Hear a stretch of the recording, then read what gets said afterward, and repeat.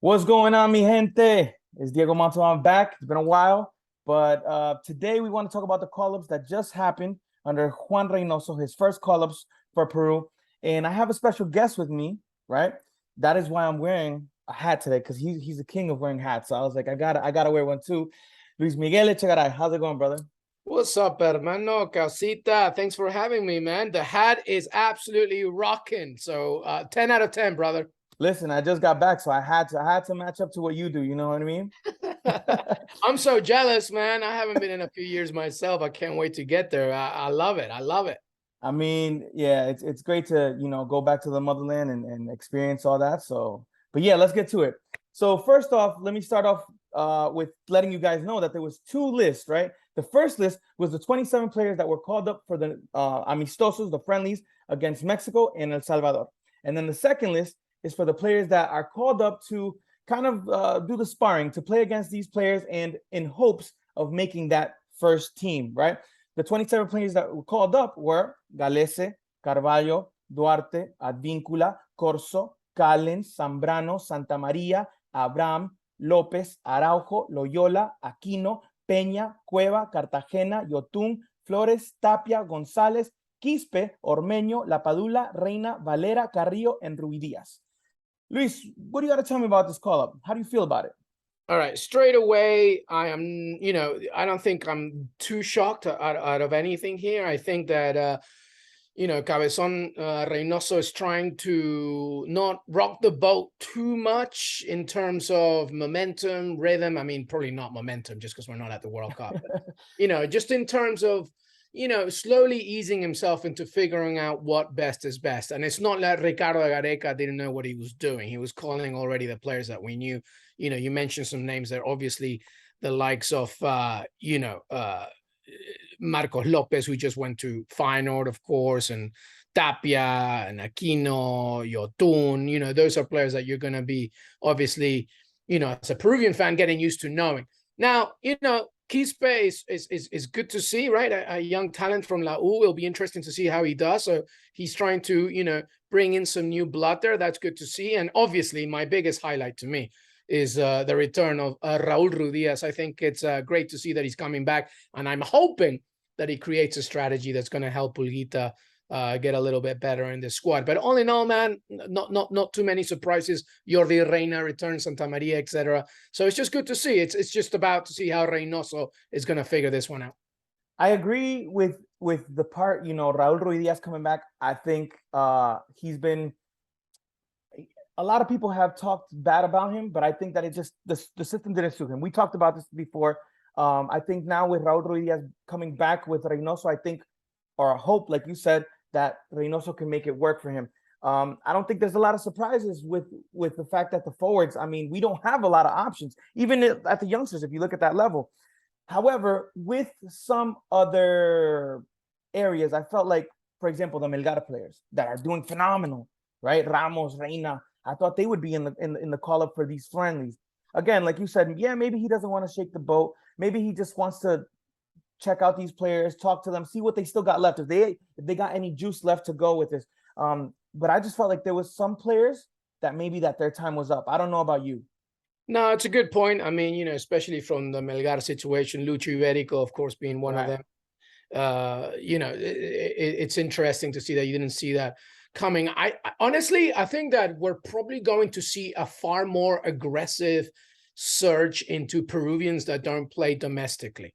I think he's trying to, obviously MLS being a strong league from Peruvians, he's seeing what Ruídiaz has been doing with Seattle Sounders, etc. Not just obviously recently, but overall, and Jordi Reina's emergence and, Orejas returning to Liga MX, all these things are probably going to be, big fragments for Reynoso to see how this squad can evolve and develop. He's probably being super selective with a fine comb when it comes to the Peruvian league and domestic based players.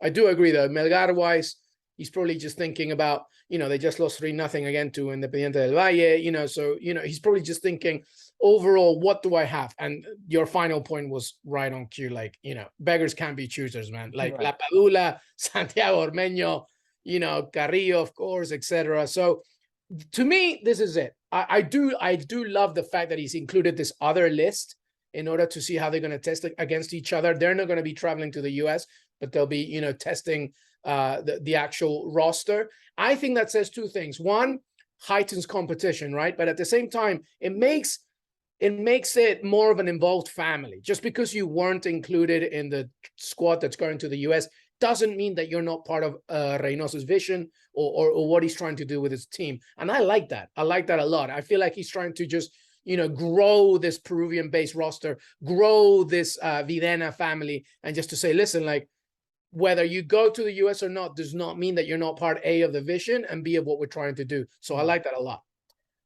Yeah, I like that I'm having this conversation with you, and I'll tell you why. Because if you didn't tell me that right now, when I first saw the list, I was thinking more to myself, like, was Reynoso a little bit scared of choosing the players that were in best form, or like you just said, that, which I think perfectly summarizes it for me, and it obviously also helps me out understand that, you know what, you're right. Maybe he is looking at just growing the whole family as a whole. I mean, obviously, as a Peruvian, I hope that all this works out. But now the next thing to see is also the formations, the tactics that Reynoso will bring. He said he wants to work and work on what was already developed under Garreca, but we also know that Reynoso has a tendency or his own tactics and formations that we saw with Cruz Azul that maybe some agree with, maybe some don't. I don't know about you. How about you? Yeah, I mean, I think that's the biggest question mark, right? Like, what's this Peruvian side going to look like under Reynoso? We have to remember that he's a defender by nature. Right. Like that's his instincts. That's in his blood. That's what he was known for. So I'm imagining that his main focus is going to be, let's not give away silly goals, please. Let's be much more compact at the back. So his number one priority, I think, is going to be like, what does Peru look like without the ball? Which is, you know, a Gareca responsibility. That's what it was under El Tigre, but I think even more so under Reynoso. So I'm going to be intrigued to see, like, what does that back four look like? Right. You know, specifically the center back pairing. Obviously, Alex Callens has been doing some tremendous things for the national team recently, but there are people that are knocking on the door defensively, of course, not just in MLS, but in Europe. And then after that, you know, the biggest question mark is going to be, all right, with Gareca, and even before that, the focus was so much on that lone striker. Can we do now can we get back to basics? Do we do a 4-4-2 now? Do we do, like, if Ruídiaz is being called up, I presume it's because you're trying to encourage him to get some minutes, maybe even start. He is not a lone striker. He either works with two people next to him or even somebody, you know, is it a La Padula Ruídiaz partnership, which I wouldn't mind that much, right? That wouldn't be that bad. But that comes at the risk of saying, well, do we have wingers that can facilitate that? Does Corso remain right back and Lucho Advíncula goes right wing? Like, so there's so many questions that have to be done. Number one priority is going to be, what does Peru look like off the ball? Let's not concede silly goals. Let's be a little bit smarter on the counter, because that's been an Achilles heel for us forever, not just with Gareca. So, yeah, no, 100%, 100%. Now, just to mention the guys that weren't called up, that were usual mainstays within Gareca's list: Miguel Trauco, Cristian Ramos, Gabriel Costa. Those are three big name players, right? That for me, I think, well, Cristian Ramos, with all due respect, I mean, he deserves all the respect for everything that he's done. All of them, actually, all three of them. But Cristian Ramos, I think his time was coming to an end, right? Gabriel Costa, who I think has been great. I still don't understand why he doesn't get more of a, I don't know, maybe a more impact substitute role. Maybe he's not a starter, and that's fine. And Miguel Trauco, I think we can all understand that he just signed for a new club, so he needs his time. What do you have to say about those three? Yeah, I mean, all of them are 30 or above, right? So Miguel Trauco, what is 30? Costa is 32. Ramos is 33. So I think that's the answer right there that Reynoso is giving you. He's now thinking about the future. Marcos Lopez is the undoubted left back, left wing back, whatever you want to call him on that side. Nilson Loyola is probably going to get some more minutes, etc. And I agree. Ramos has had his time in the sun. I think it's now time for the future. So I think he's looking at those three players and it's like, look, unless you're like a La Padula, somebody in a desperate need of a position, which is strikers for us, anybody above 30 is going to be seriously considered. And obviously Carrillo, etc., are a different type of breed because he's so important from an offensive standpoint. But those three players, they've been, especially Miguel Trauco, who's been such a servant in the left back role. I just think pushing anything above 30, Reynoso is just thinking we gotta write a new page now. We gotta think about the future, and I think that's what he's doing. I think the same thing with Corso, to be honest. Yeah, And I understand that there's not too many options except for the players from Melgar, which again they weren't called up. But and then I think it's also because of the fact that the league, it's coming down, you know, to the wire with them and Alianza, and he didn't really call up anyone from Alianza or Melgar, which was surprising. But I'm assuming that he's leaving it up because of the competition in Peru. yeah. I think that's what it is. I think he's like being mindful of like that, especially like I think they're both facing each other soon as well. So I think he's thinking about, look, let them focus domestically. These are, yes, they're important because they're the first squad under Reynoso, but at the end of the day, they're just friendlies, you know, testing each other specifically. You know, it's a big game for Mexico. It's a warm up for the World Cup. You know, but at the end of the day, it's just a friendly. Let them focus on the Primera División, and then let's just see what happens. But all in all, man, like I'm not surprised. I'm happy to see, and I'm excited to see what Reynoso is going to do, most specifically with Ruídiaz, and I guess Christian Cueva, man, because like, you know, Cueva shone so much on the Gareca because Gareca was like a second father to him. I hope that Reynoso and Cueva keep that relationship. So listen, man, like we're still feeling the pain from not making it to the World Cup, but it's a new day, it's a new era. Copa America is next. You know, we got the Adidas sponsorship coming. Like, I just want us to like think about the future and hope for the best. And, you know, just, you know, I like the fact that La Padula is with a different team, even though it's not Serie A. So that's going to keep him fresh. So I'm excited. I'm excited to see what happens. I'm excited to see what happens under Juan Reynoso.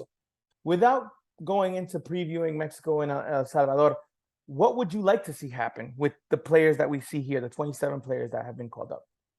Man, that's a good question because I'm kind of torn. One is like, do we want to see the same faces but see them under a different manager, or do we want to just have a clean slate?